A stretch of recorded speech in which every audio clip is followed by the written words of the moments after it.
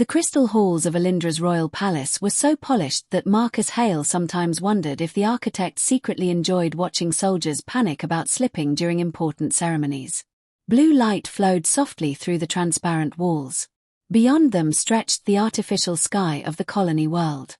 Floating platforms drifted between distant towers, and small ships moved slowly across the horizon. It was a beautiful view. Poets loved it. Guards hated it, because it reminded them how far someone could fall. Marcus stood at his assigned position beside the entrance of the Grand Diplomatic Chamber. His armor was perfectly aligned. His posture was straight. His expression looked serious. Inside, ambassadors from 5 different star systems were arguing about atmospheric mineral tariffs. Marcus had absolutely no idea what atmospheric mineral tariffs were.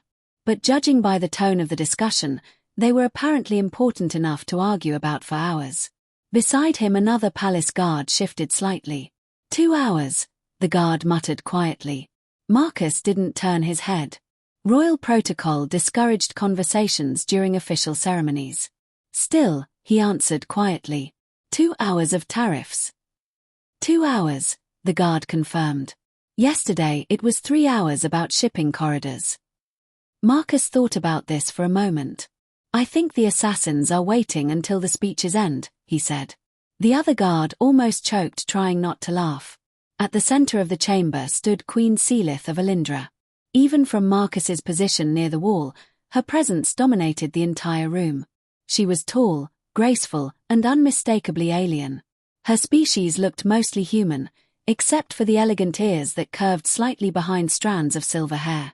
The tips caught the chamber's light like thin pieces of crystal. Her golden eyes watched everything. Most visitors believed her stillness meant indifference. Marcus knew better. During his 4 years in the Royal Guard, he had noticed something others missed. The Queen saw everything. Her gaze moved quietly from ambassador to servant to guard. Nothing escaped her attention. Marcus respected that. Unfortunately, attention did not make tariffs more interesting. Another hour passed. At some point Marcus began counting the glowing floor panels just to stay awake. There were exactly 312 between the door and the Queen's podium. He knew because he counted them 7 times. Finally the ambassadors finished their discussion.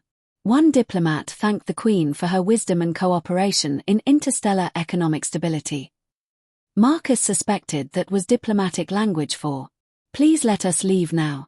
Queen Seelith inclined her head. "Alindra values peace among its neighbors," she said calmly. Her voice filled the chamber like smooth flowing water. "Prosperity grows where trust exists."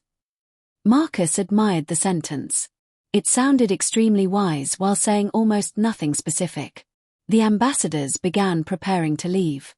That was when Marcus noticed something. At first, it was just a flicker of movement on the upper balcony where several technicians monitored the palace systems. One of the figures moved strangely. Too quickly. Marcus frowned. Technicians didn't move like that during formal ceremonies. The figure stepped forward. For a single second Marcus saw it clearly. A compact plasma projector emerging from behind a console. Marcus didn't think. "Down!" he shouted. A bright streak of blue plasma fired across the chamber. Marcus moved. 1 step. Then another. He placed himself directly in front of the Queen. The plasma bolt struck his chest. White light exploded across his armor. Marcus felt pain like liquid fire spreading through his body. He was thrown backward. The chamber ceiling spun above him. Guards shouted. Weapons activated. Somewhere on the balcony the assassin was tackled. Marcus barely heard any of it. His vision blurred. The last thing he saw before darkness closed in was Queen Seelith kneeling beside him. Her calm expression was gone. In its place was something Marcus had never seen before. Fear. "Marcus," she said urgently. Marcus tried to respond. Unfortunately, his brain had already decided to stop working. His final thought before unconsciousness arrived was simple. Next time, he thought vaguely, I'm requesting guard duty somewhere without balconies. Warmth. That was the first thing Marcus noticed when he woke up. Not the comfortable warmth of sunlight. This warmth surrounded him from every direction. His body felt heavy. His chest ached. Marcus slowly opened his eyes. The Royal Medical Bay formed around him. Smooth metallic walls. Floating medical drones. Soft white lights. Marcus recognized the room. Good news. He wasn't dead. Bad news. Someone had probably signed an extremely expensive repair bill for his armor. Marcus tried to move his arm. Something soft stopped him. That was unusual. He looked down. Silver hair rested across his shoulder. A slender arm was wrapped across his chest. Marcus froze. Queen Sealith was asleep beside him. Her head rested against his shoulder. For several seconds Marcus simply stared at the ceiling while carefully reviewing his life choices. Perhaps he had died. Perhaps this was some strange afterlife where royal protocol had completely collapsed. He cleared his throat carefully. Nothing happened. Sealith remained asleep. Marcus tried to shift. Sealith stirred. Her golden eyes opened instantly. "You are awake," she said softly. Marcus attempted to salute. The motion caused immediate pain. He settled for speaking. "Your Majesty," he said weakly. "I appear to be entangled." Sealith looked down at their current position. Marcus expected embarrassment. Instead she sighed in relief. "You survived." "That was the plan," Marcus replied. A nearby medical drone floated closer. "Recovery progress optimal," it announced cheerfully. "Healing bond functioning within predicted parameters." Marcus frowned. "Healing bond?" Sealith hesitated. "My species possesses biological responses related to life debts." Marcus waited. When she didn't continue, he raised an eyebrow. "With respect, Your Majesty, that explanation feels incomplete." Sealith sighed quietly. "The bond accelerates healing through physical contact." Marcus blinked. Then looked down. Then looked back up. "So, I am currently being used as a medical device." "Not exactly. A royal healing battery." "That is not the correct term." Marcus leaned back against the pillow. "Well," he said thoughtfully, "this may be the most unusual sick leave I have ever taken." Sealith almost smiled. Then Marcus asked the most dangerous question. "How long have we been conducting this medical procedure?" Sealith hesitated. 32 hours. Marcus stared at the ceiling. "Your Majesty," he said calmly, "the palace staff are definitely talking about this." "They are," Sealith admitted. Marcus sighed. "I nearly died saving the Queen," he muttered. "And somehow the most dangerous part of the situation is palace gossip." Later that day another problem appeared. A council advisor contacted the Queen. "The diplomatic delegation from the Karth Union arrives in 3 days," the advisor said. "The marriage alliance must proceed." Marcus slowly turned his head toward Sealith. When the call ended he spoke carefully. "So, while I was unconscious?" "Yes," Sealith said quietly. "The council arranged my marriage." Marcus stared at the ceiling again. "Well," he said, "that seems inconvenient." Sealith looked tired. "The Alliance will repair our failing atmosphere generators." Marcus nodded slowly. "So the Karth Union gives technology and receives the Queen." Silence filled the room. Marcus finally spoke again. "You know," he said thoughtfully, "I feel like I missed an important meeting."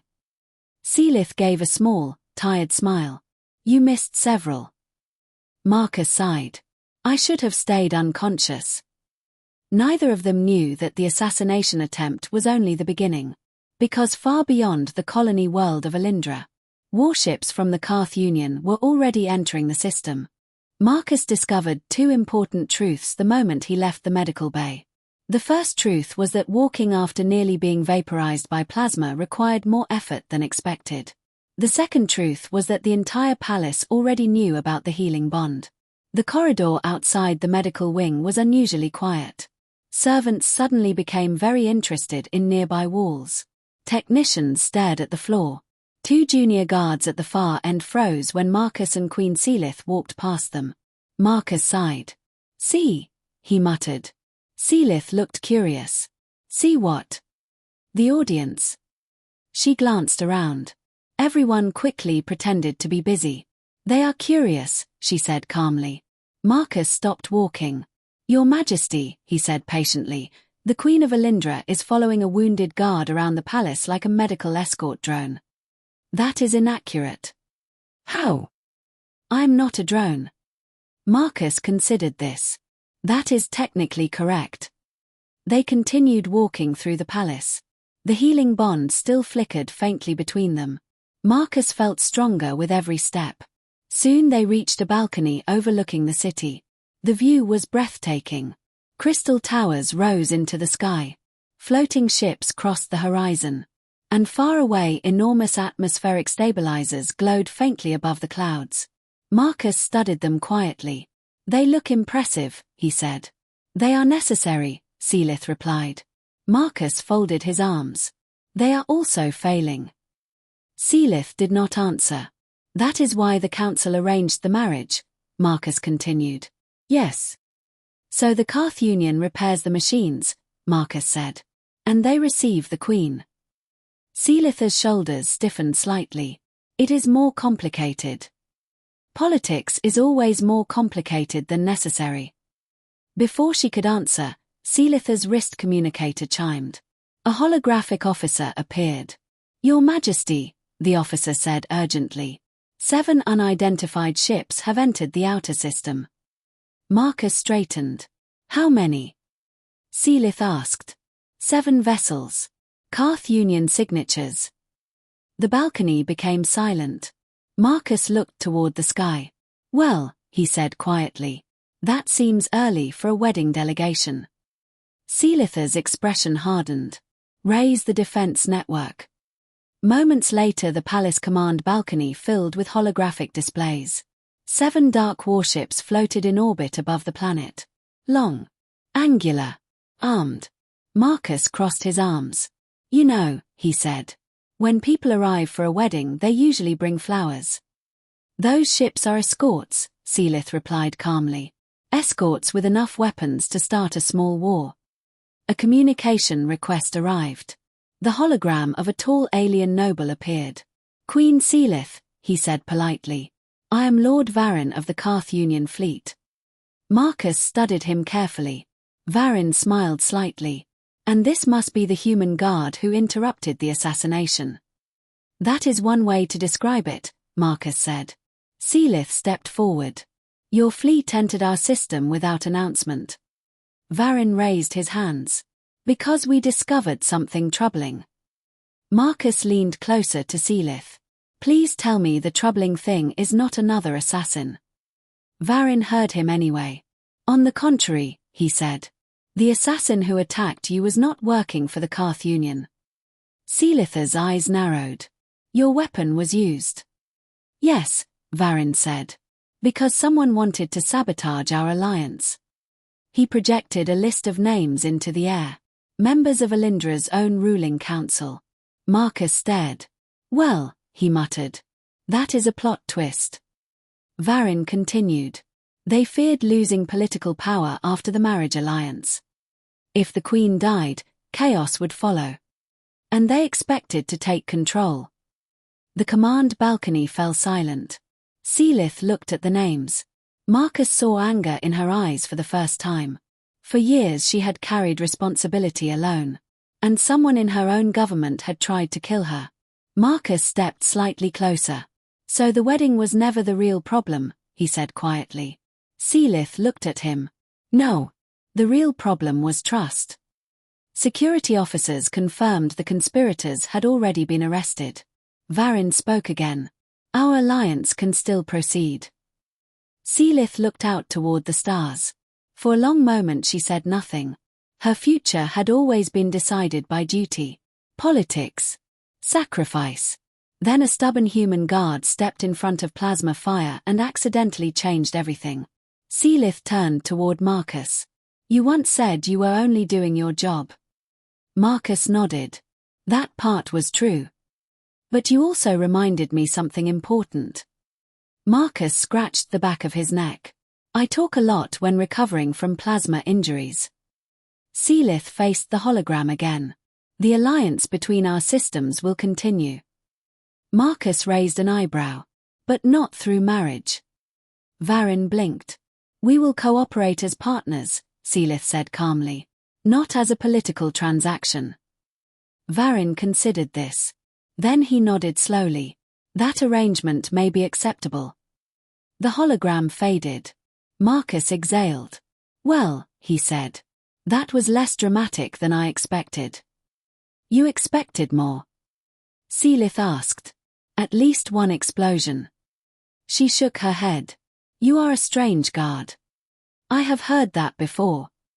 The faint glow of the healing bond flickered once more between them, then slowly began to fade. Marcus looked down.